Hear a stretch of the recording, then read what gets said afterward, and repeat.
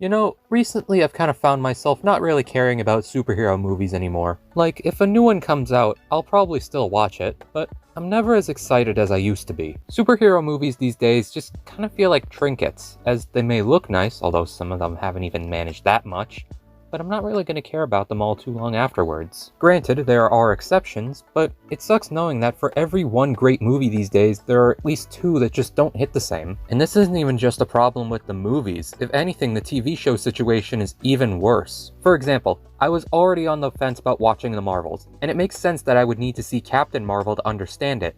But when you add WandaVision, Miss Marvel, and Secret Invasion to that list, my interest goes downhill pretty quick. However, thankfully, there are other superhero shows out there that I can watch that are way more satisfying than anything the MCU's put out lately. And oddly enough, they're all pretty similar, as they're all shows about superheroes going to high school. Yep, you heard me right, human being that read the title and knows what this video is about. I'm going to be talking about the superheroes in school trope, specifically the 3 variations of it, and I'm going to give you my thoughts on why this trope works so well. Weirdly enough, this is the second time in a row talking about a trope that I find cool. Link in the comments for the first one. So, without further ado, let's get into it.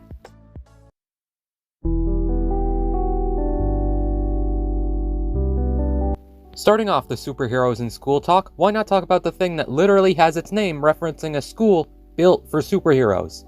Sky High. This 2005 masterpiece starring Michael Angarano, who is also the star of my second favorite Jackie Chan film, is the greatest accomplishment known to mankind. How could it not be, with such complex characters as Coach Boomer and War and Peace? When this movie was released, tears were shed, wars were stopped, essays were written, and for 100 minutes, the entire world found peace. And then they canceled the sequel, and then everything went right back to hell. Anyways, Sky High is cool, but it's a movie, so it doesn't count towards the conversation today. What does count is My Hero Academia, one of my favorite animes. Sure, the fandom's nuts, but it's still a good show. And if you haven't seen it, here's the 15-second summary. Basically, this green kid who has no powers in a society where people have all the powers gets powers from his hero and embarks on a mission to become eventually one of the strongest people the world has ever seen. Along the way, he deals with his jerk-for-now rival and crushes on a girl in pink. I really hope that worked out in editing. Although, I did leave out one important detail. The school itself, UA High, where we make you the best hero you can be. Assuming you don't have a quirk a villain would normally have, because then we'll probably treat you like trash. Now, obviously there isn't much I can say about why this concept is so awesome. I mean, it's literally a school built specifically for future superheroes. I mean, how is that not awesome? As well, it also gives us a better look into how this world works. With all the different students at UA, we as an audience get to see just how expansive this world really is, with some characters being born with their quirks, some manifesting them over time, and some just being born for their specific quirk. It honestly gives us the impression that literally anyone could be part of this world, and I believe that it's that variety and creativity that's the secret sauce as to why this series and others like it, like Harry Potter, work so well. I mean, heck, did you ever wonder why there are seemingly infinite MHA OCs? Well, when the world literally has jet legs, dragons, and a living comic book for heaven's sake, people's imaginations tends to go wild in a way few other franchises can even hope to achieve. And whether you love My Hero or hate it, you gotta agree that that is just spectacular.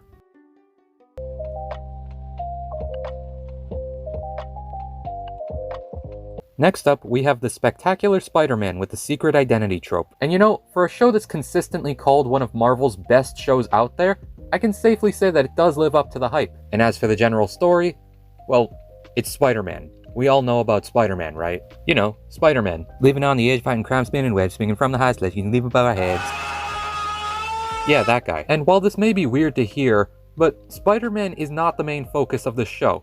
Peter Parker is. And while that may sound boring on paper, just listen, because everything I could ever say about this trope comes up within the first 3 episodes. In them, we see that Peter and Aunt May are seriously struggling to pay their bills, so Peter, reluctantly willing to cash in on his popularity, decides to take pictures of Spider-Man in action and sell them to the Daily Bugle. However, due to a serious case of Spider-Man never gets to be happy, none of his pictures actually turn out well, and he stays out late too many times, forcing May to give him a 9 p.m. curfew. But then, one night, something amazing happens. A scientist at the lab where Peter interns, Dr. Kurt Connors, finds himself a way to regrow his lost arm using lizard DNA. However, because this is a Spider-Man show, it obviously goes horribly wrong and Peter has to take him down. So, using May grounding him as an excuse, he suits up and with the help of his friend Eddie Brock, Dr. Connor's son Billy, and only nearly breaking his hand, they're eventually able to return Connors back to normal using a gene cleanser. All is well that ends well, right?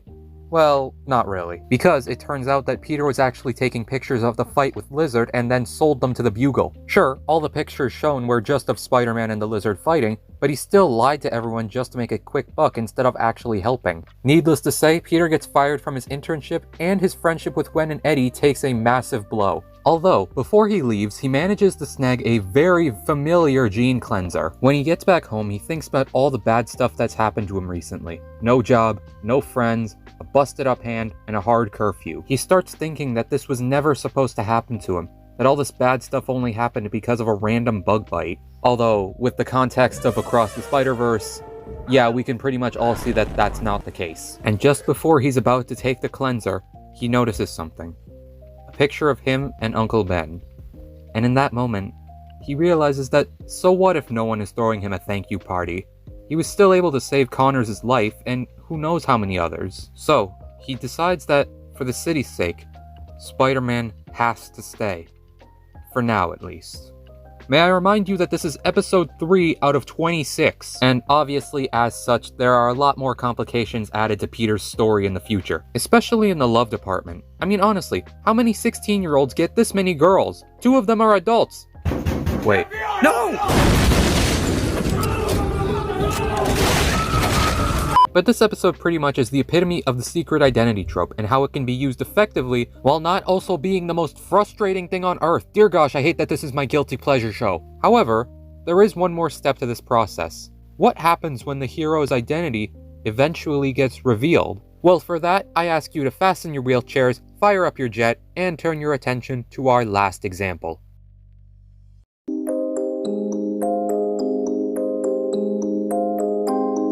Finally, for the third variation, we have the no more hiding trope coming to you unalive from the criminally underrated series X-Men Evolution, which ran from 2000 to 2003 and is by far my favorite interpretation of these characters. Just a quick disclaimer, I have not seen any of the other X-Men TV shows or movies, but from what I have heard, I think I would still like this version better. Now, this show had your basic X-Men formula. Mutants living and training at the Xavier Institute, battling Magneto, the Brotherhood, etc. However, something that this show did that drastically set it apart from anything else we've seen from the X-Men franchise is that the majority of the X-Men were teenagers, not adults. Now, at first glance, this seems like a really strange and unnecessary change, probably just done to make the show appeal to a younger audience. And while that may be partly true, that doesn't stop the fact that this show had some of the most well-done storytelling I've ever seen from a Western animated show. Nearly every main character is really fleshed out, and we get to learn so much about them, their hopes, their fears, and the everyday struggles of just trying to exist in peace. All of which comes to light after the Season 2 finale, where the entire world gets to see that, yes, mutants do in fact exist. Afterwards, what can only be described as chaos starts to ensue. Panic and hysteria start running at an all-time high, and mutants are forced into hiding from the government. Only after the X-Men publicly stop Juggernaut from destroying a dam, saving thousands of people in the process, and having one of the most badass scenes in the entire show, do they get a presidential order to stop the mutant manhunts. Now, this is normally where things would stop, right? No one's hunting mutants anymore. Well, while that may be true, for now at least, there's still one eensy-weensy tiny little complication that arises. The X-Men are still teenagers, which means they have to go back to school. Naturally, this doesn't go over very well, and soon we get to see just what impact the truth has on everyone, with some losing their partners, their friends, and any hope of a normal life ahead of them. Heck, even the principal of the school just straight up says he hates mutants. And all this just goes to show why putting the X-Men in a high school setting was a genius move, as the X-Men have always dealt with discrimination. That's unavoidable. But in a school, we as an audience get to see what is basically all sides of the situation in a controlled environment. The haters, the sympathizers, and the people who just try to avoid the problem altogether. It's one of the main reasons why I enjoy this show so much, because it's able to handle a topic like this in an actually realistic and compelling way. Which makes it an even bigger shame that in what was supposed to be the 5th and final season, it was alluded to that this conflict was starting to reach a boiling point that would reach even the Capitol itself. Unfortunately, this never ended up materializing, and the show had to end early in Season 4 with a lot of unanswered plot threads, which is just the worst.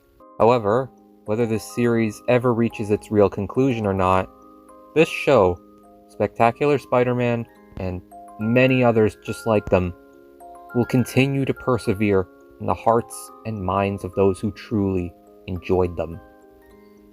And of that, I am proud. So, until next time, goodbye.